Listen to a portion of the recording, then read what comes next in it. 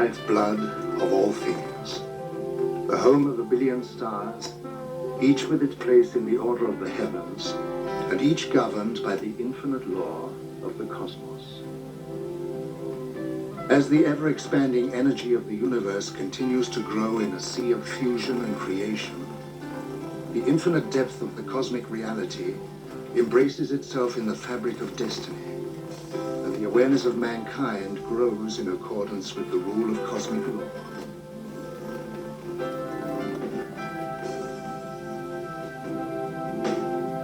Since the dawn of humanity, we have looked out towards the stars as if compelled by an unknown force, telling us, you are not alone.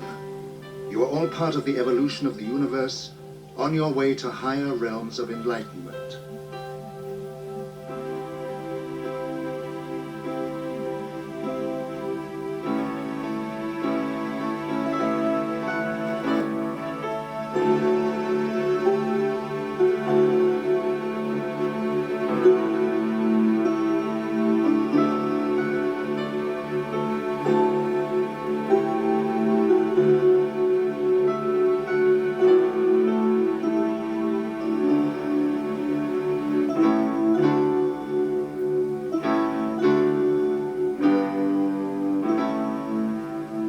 The expanding universe, with its infinite complexities and compelling influences, is the kaleidoscope of man's dreams. With new attitudes and new points of view, our understanding is growing, bringing scientific influence towards new horizons. At last we are beginning to grasp the meaning of the primeval commandment, know thyself, which is inscribed over the portal of Delphi. Today we have a new model concept of science which proves that all natural systems, from minerals to man, inherit a collective memory of their kind. One of the great pioneers who achieved a breakthrough in this area is Dr. Rupert Sheldrake, a biologist whose remarkable discoveries shook the fundamentals of established science. The entire basis for my work is the idea of the evolutionary universe.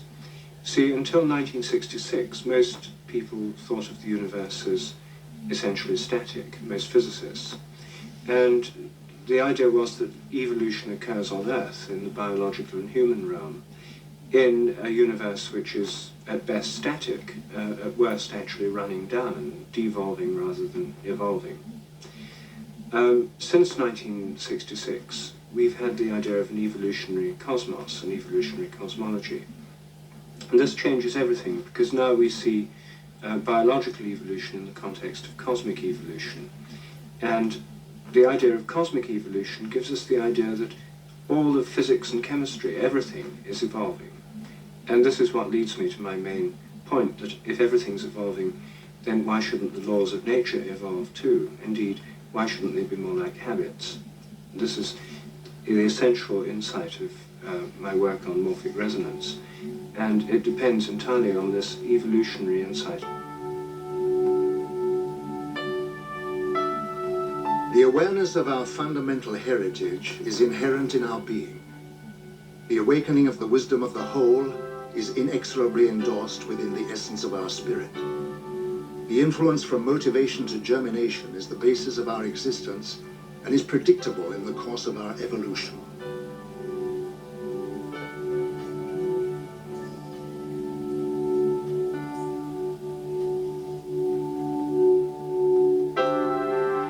The pyramids reveal the wonders of our ancient past. They harness their proliferating energy from the cosmos that it may be utilized by another civilization in its many fields of endeavor. Our awareness of the origin of these citadels derives from past generations. It is inherent in the soul of civilized man to build such structures, reaching towards the source of unseen powers. The challenge of future accomplishment is the driving force behind human progress.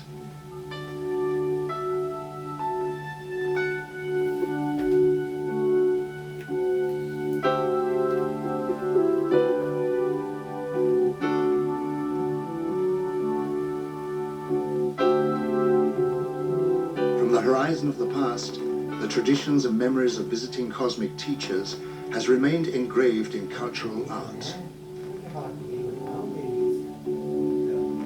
This tradition dates from the era when spacecraft visited Earth from distant worlds.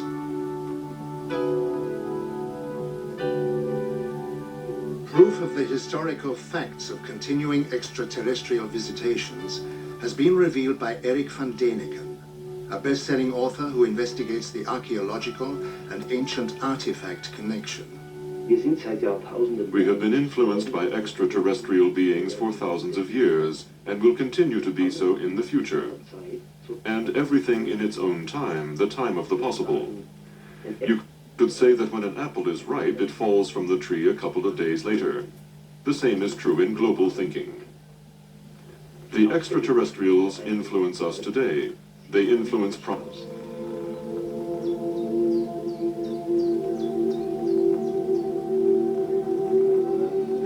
The ancient Indians of Peru were a highly advanced civilization who lived thousands of years ago in the jungle of South America. Their traditions speak of visiting spaceman. At their reservations are the amazing Nazca lines, which are etched into the earth and which are acknowledged as being aircraft runways and landing sites. Artifacts of great age have been found which closely resemble aircraft of today.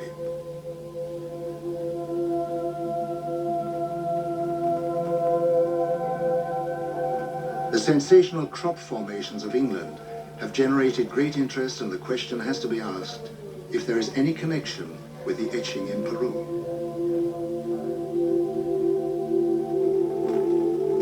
Ich kenne die Hopi-Indianer sehr gut. Sie leben heute in Arizona. Aber ihre alte Geschichte... I know the Hopi Indians very well. Today they live in Arizona. But their old traditions say that many, many thousands of years ago their home was in South America, and that at that time they were descended upon by extraterrestrial visitors called Kachinas. These Kachinas also saved the Hopi Indians when their continent threatened to sink.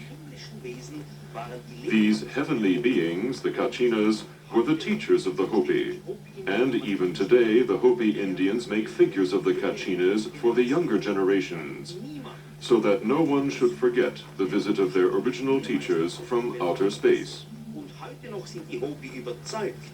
And even today the Hopi are convinced that one day the Kachinas will come again. In this connection, it's interesting that a short time ago I showed White Bear, one of the oldest members of the Hopi, pictures of the Maya cities Tikal and Palenque. He was beside himself with excitement and said, "We understand that. Our ancestors built that under the guidance of the Kachinas."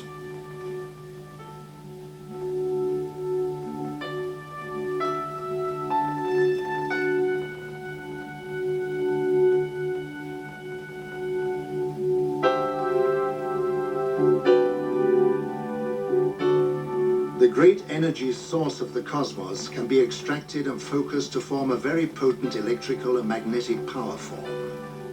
It is a power of great destructive potential, and the ability to control it can only be given to those of higher understanding and achievement. Such power sources were built into the Great Pyramids by another race thousands of years ago, when they needed recharging facilities for their spacecraft while on reconnaissance flights around the universe. The units were built within the protective framework of the pyramids to protect them from discovery. As the world focuses on the mystery of the Egyptian temples, our space probes have located similar strange pyramids on Mars. We have the very mysterious structures on Mars, pyramids, and particularly the large humanoid face looking into the Martian sky. All the investigations on Mars with the Viking probes show quite clearly that Mars has been in the past different. The physical makeup points to an ecological system. And the pyramids, again, really make quite clear that they cannot be possibly natural structures. I really believe that they are artificial structures. The human or humanoid face on Mars shows that if there have been visitors in the past, a long time ago, then they were humanoid. The readings of the early Bible told many stories of Earth being visited by heavenly teachers on blazing chariots who gave information of great wisdom. They told of how they had always been in the sky and would return one day. This is one of the prophecies of the Bible which was taken from the word of the visitors. How did modern man go about interpreting these holy clues?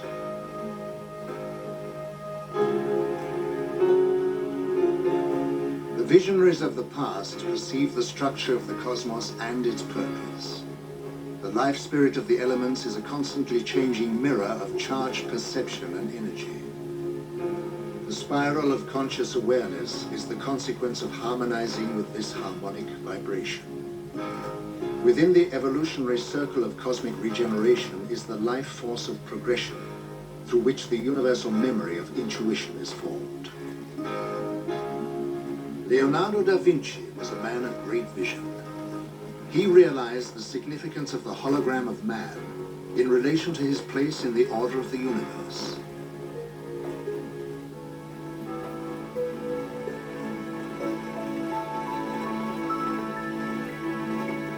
Many of the first astronomers studied the sky principally from an ideological standpoint. Galileo Galilei applied himself to analyzing the cosmos with a view to finding out just how it worked.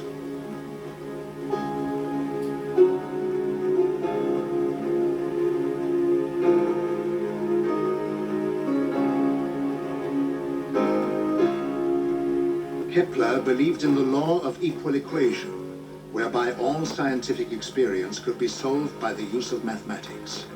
The real world is the mathematical harmony discoverable in all things. He also had visions involving space travel, and this already at the beginning of the 17th century. In a letter to Galilei, he wrote, "Let us create vessels and sails adjusted to the heavenly ether, and there will be plenty of people unafraid of the empty wastes. In the meantime, we shall prepare for the brave sky travelers maps of the celestial bodies. I shall do it for the moon, you, Galilei, for Jupiter."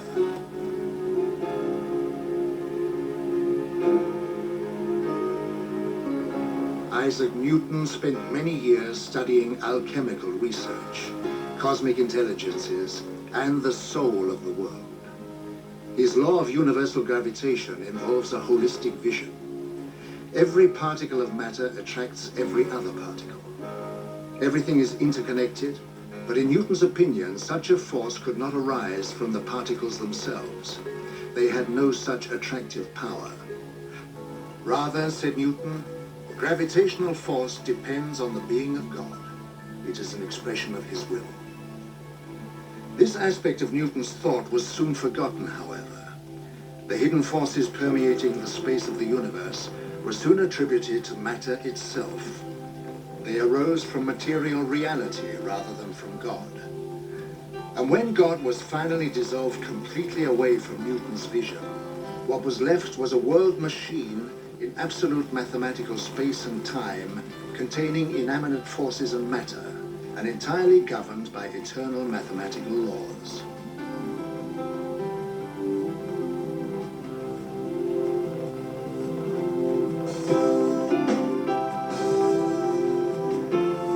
Like Kepler, Albert Einstein was strongly imbued with a sense of the mathematical rationality of the universe. He wrote, "The individual feels the futility of human desires and aims, and the sublimity and marvelous order which reveal themselves in both nature and in the world of thought. Individual existence impresses him as a kind of prison, and he wants to experience the universe as a single magnificent whole." What a deep conviction of the rationality of the universe, and what a yearning to understand Kepler and Newton must have had, to enable them to spend years of solitary labor in disentangling the principles of celestial mechanics. Similar ends can have a vivid realization of what has inspired these men and given them the strength to remain true to their purpose in spite of countless failures. For 10,000 years, man has tried to equate with the enormity of the cosmos. The concept of an evolutionary universe which started with gods from the stars, spaceships and telescopes, will carry us into a totally changed life. Chris Griscom is the founder of the World Light Institute and the School for Global Consciousness. She teaches the harmony of man in relation to his place in the universe and the higher levels of awareness of the mind as applied to the cosmic laws. Everything is living. Everything within our perceptual fields and beyond our perceptual fields has the spark of life. The universe is just a further expression of what we can touch and smell and see. We are made of carbon atoms. The stars are made of carbon atoms. The earth is made of carbon atoms. We are all interpenetrating and moving within the same medium. When the consciousness is able to feel this as a child does, for a child, a rock is living and speaks, or a bird, or a plant. And so the child has the opportunity to identify with the universe. We have lost that identification. It's necessary for us now to go beyond the contraction of our daily lives in order to understand the purpose of our existence. And the universe provides us with a wonderful backdrop to do that, a wonderful capacity to extend out beyond the limited small self and regain that sense of belonging to something bigger than our individual selves.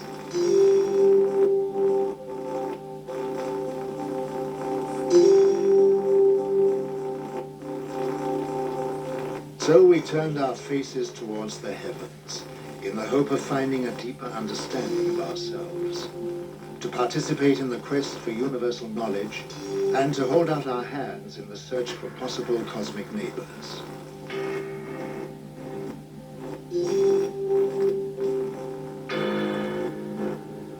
If we consider that most of the stars in the Milky Way are twice as old as our sun, 10,000 million years old, then obviously there may be highly advanced old civilizations which have developed interstellar travel.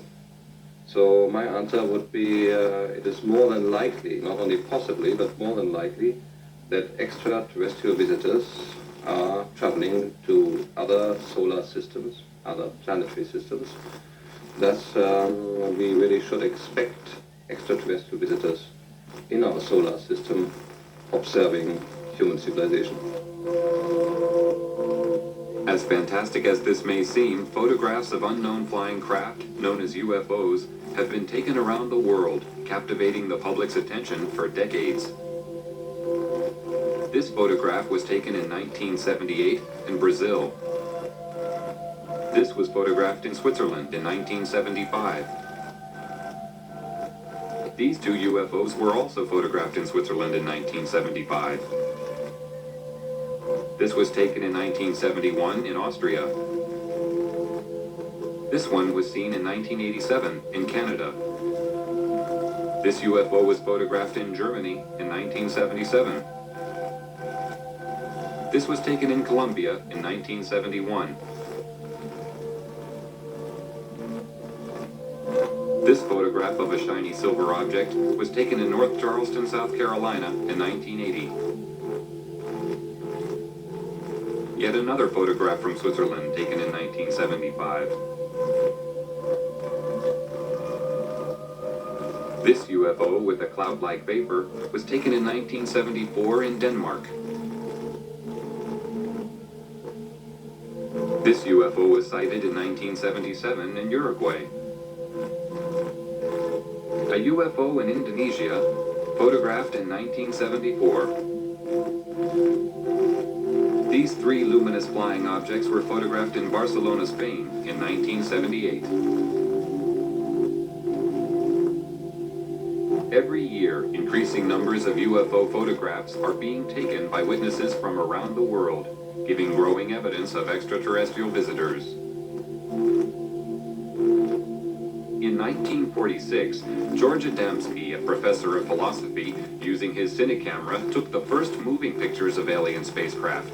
This film shows the strange flight pattern of these machines. This picture shows 3 balls beneath the craft, serving as condensers for static electricity. This film, also taken by Adamski, shows a telemeter disc, described as being a very small but highly technical reconnaissance craft. Adamski was an amateur astronomer who had a 6-inch telescope on the slopes of Mount Palomar. In 1946, he observed a huge cigar-shaped UFO and was astounded to see many smaller UFOs emerge from the mother craft. He was able to take a series of photographs of this amazing sight.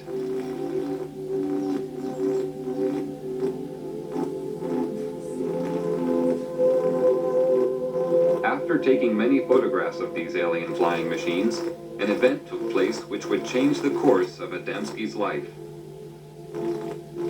On November 20th, 1952, he had his first contact with a human-looking alien visitor. Adamski was walking in a desert canyon in California when he came face-to-face with an extraterrestrial standing beside a landed spacecraft. The alien told Adamski that the meeting was not by accident and that he had come to give a message. He warned of the danger we were creating by exploding nuclear weapons. He said that the human race had no idea of the very powerful and deadly long-term effects we were creating, which could not only destroy ourselves, but also our planet, and that the continued use of such weapons could eventually endanger our cosmic neighbors. Adamski was asked to spread this message. The alien visitor promised that he would return and meet Adamski at a later time. Adamski was later taken for flights into space, where deeper, more meaningful messages were given to help the human race to understand another point of view of our world. Adamski devoted his time to spreading the visitor's message and was later joined by a Danish Air Force Major, Hans Petersen. Well, you see, after the contact in the desert, George had an inner feeling that this was not the end of it.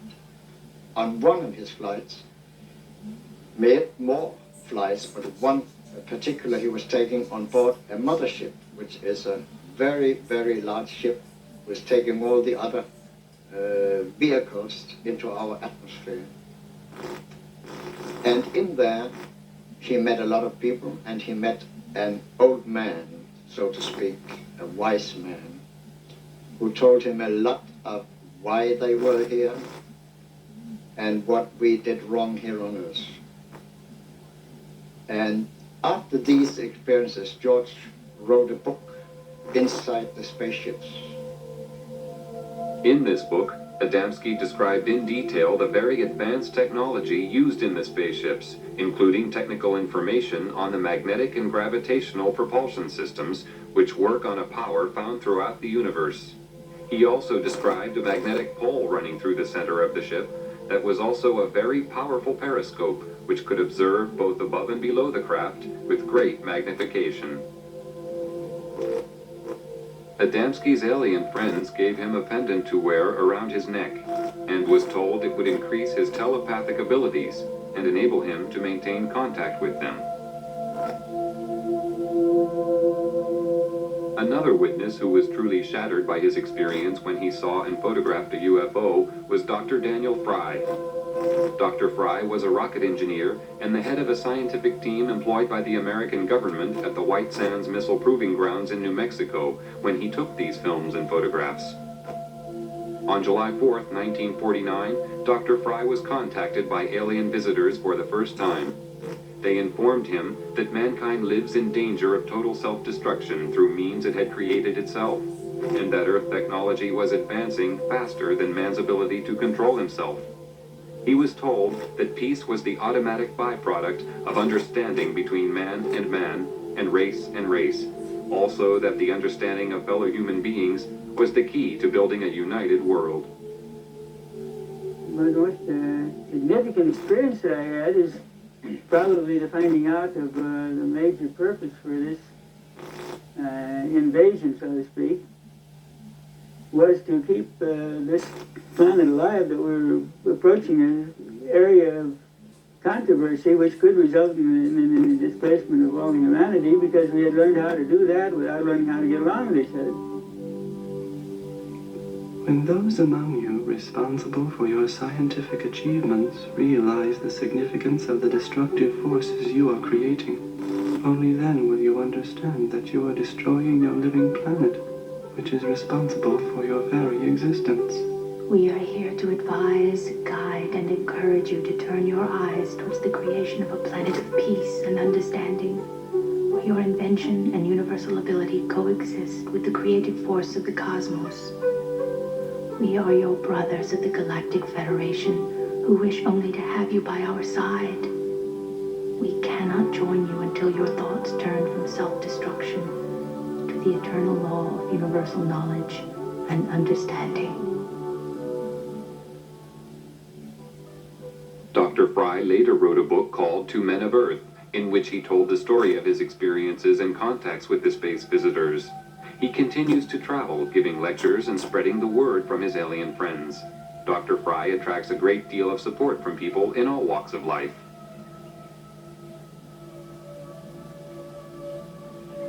We rushed outside, and there came a spaceship sailing, passing us, making a curve, going down south and coming in from the south, passing over our heads and disappearing to the north. And 1 hour later it came back and passed in low altitude, and it passed the moon, which has come up meanwhile, so you could see it was an Adamski type saucer. I've been so close to them. I have had the telemeter dish, the small flying saucers which are making reconnaissance within 75 meters, 2 of them. I have one being disintegrated on my terrace. I have seen flying saucers, the George Adamski type, within 200 meters in front of my car. I have seen 2 flying saucers land, both cases with my wife, so I have a witness. The founder of the German UFO Society, Carl Veit, is also a publisher of UFO books. For decades, he has published books written by contactees. Many years ago, he had the foresight to realize the value of the information. There were 12 of us sitting in the garden, and the pictures were shown by this television man. And I explained them again as well as I could. And in the middle of my explanation, the baby daughter, she was the youngest member of this family, called out, "Daddy, what is that?" and pointed up. We were all looking at the screen, and then we also looked, and there vertically above us, or nearly vertically, there was a wonderful large UFO, rather low. Of course, we were all amazed. We gazed up, we waved, and in a way gave thanks that they had come during the UFO lecture and wished to greet us, or to say, "Yes, we are here, the ones you're talking about."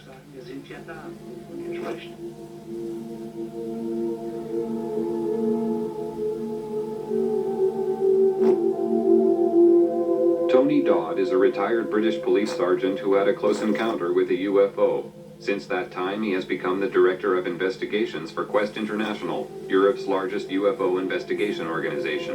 I was driving a police patrol vehicle in a remote area in Yorkshire when I saw the most amazing disc-shaped flying machine. This machine was about 100 meters off the road, above the road. It was glowing white, bright white. It had coloured lights rotating around the underside of it. It had a dome on the top with what appeared to be portholes.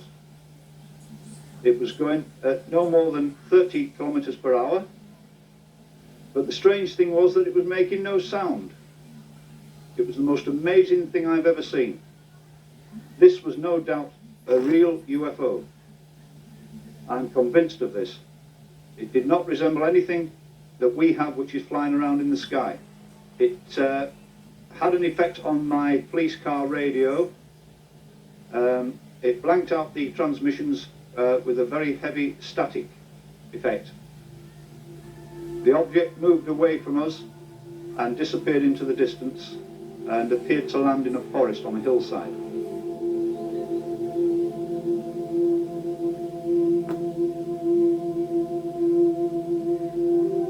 George once told me that they work in 4 countries all over the world.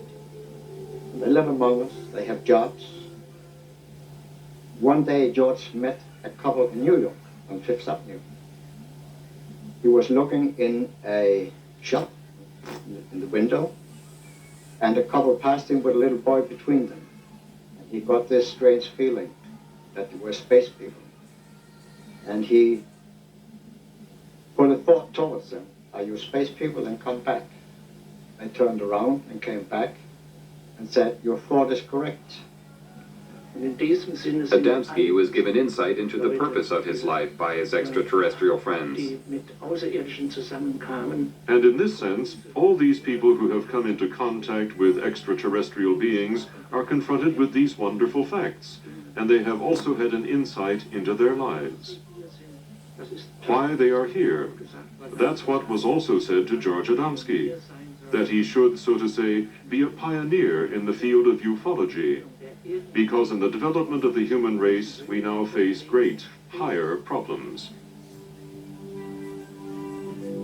Our first face-to-face contact with a member of your race in modern times was a man called George Adamski.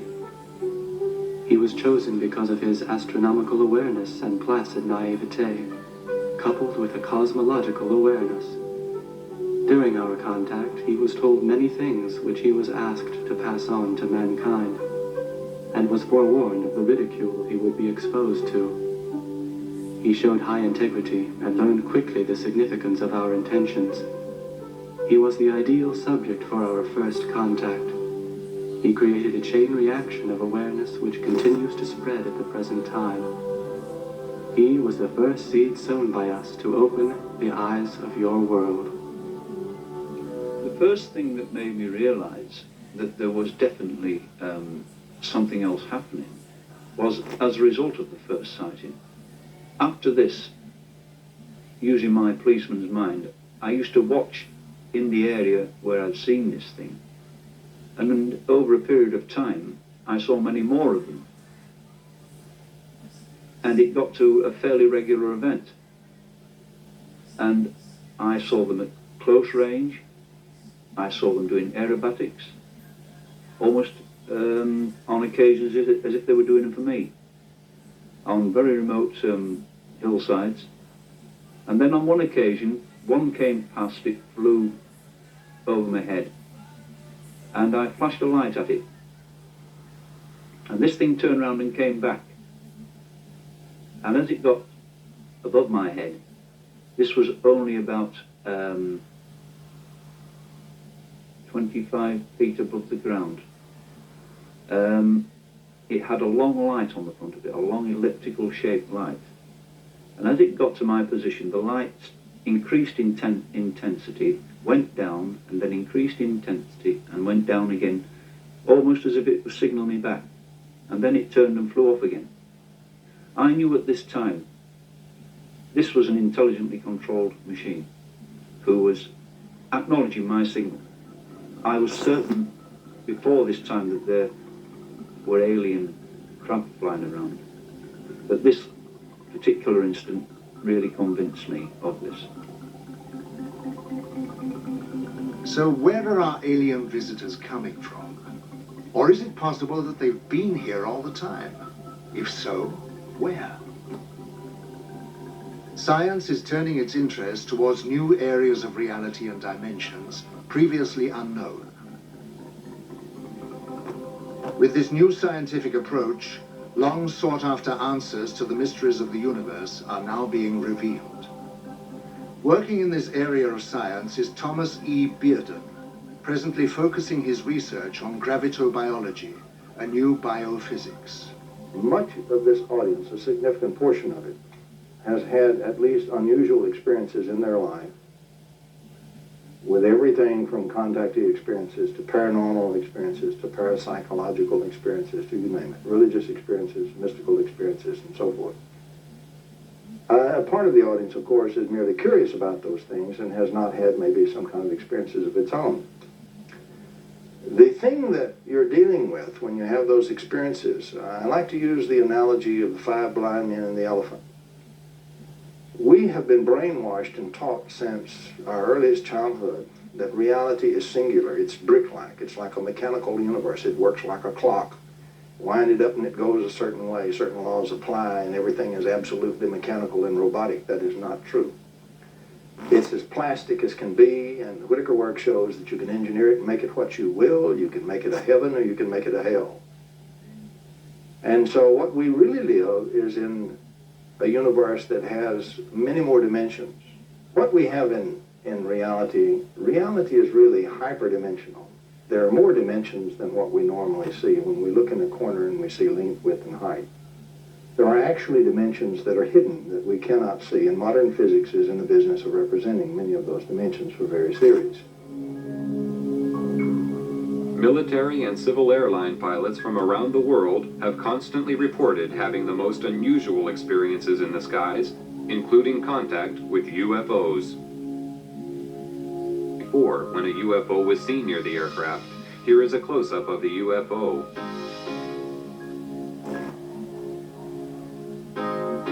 Many pilots flying B-52 bombers reported seeing UFOs. This one was photographed at 12,000 feet in June 1966 over Utah by aircraft pilot Williams. An aircraft over Venezuela had a close encounter with a UFO. This photograph was taken from the plane.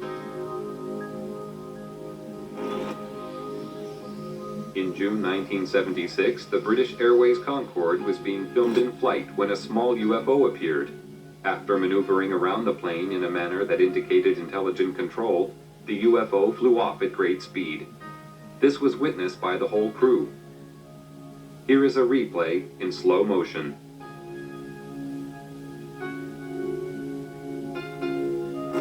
Of the hundreds of UFO sightings made by aircraft pilots every year, the most amazing one was filmed from a commercial airliner by passenger Gene Oldfield as the aircraft cruised at 9,000 feet over Stafford, England on April 2, 1966. The film clearly shows the ability of the craft to perform maneuvers and feats of acceleration far beyond our present comprehension. Here is the film again in slow motion. This photograph was taken on February 7, 1979, Zurich Airport, when a glowing UFO bathed in a bright light appeared in front of an aircraft. On April 14, 1977, a Swiss airline pilot had an encounter with a UFO. Hans-Georg Schmidt suddenly saw an object moving rapidly towards his aircraft. It stopped approximately 3 miles away, glowing intensely, and then shot off again. Both military and civil ground radar units who were tracking the object later informed the pilot that the UFO had moved at 5 times the speed of sound. At 9 p.m. on January 4, 1988, Captain Dowie Stahl noticed a light in the sky ahead of his position.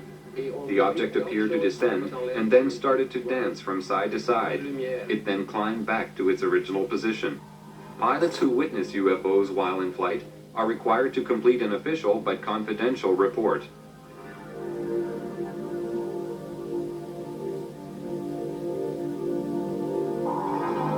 This was one of the early films taken of a UFO. The dramatic movement of the object showed rapid, almost instantaneous changes of speed and direction, which sparked intense curiosity and confusion among the public and scientific community. No earthly aircraft of the time could perform like this.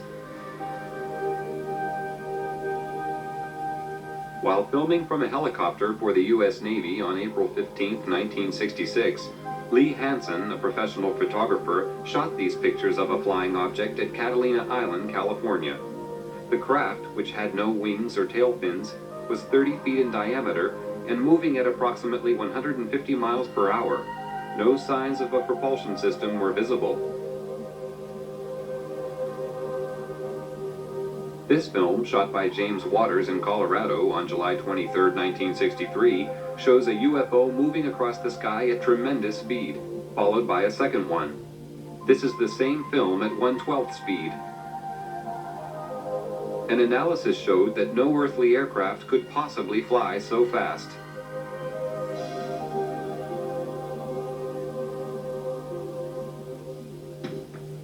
In late December 1978, a record number of UFO sightings were being reported by radar operators and pilots in the area of Wellington, New Zealand.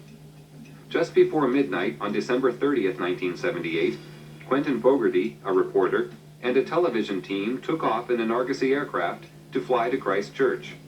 Shortly after takeoff, Fogarty was informed by ground radar that they were being followed by several UFOs. During the 50-minute flight, UFOs were seen and filmed by the crew. The UFOs were described as having a luminous base and a transparent top. The objects were performing incredible aerobatics. This movement was captured on a single frame of film.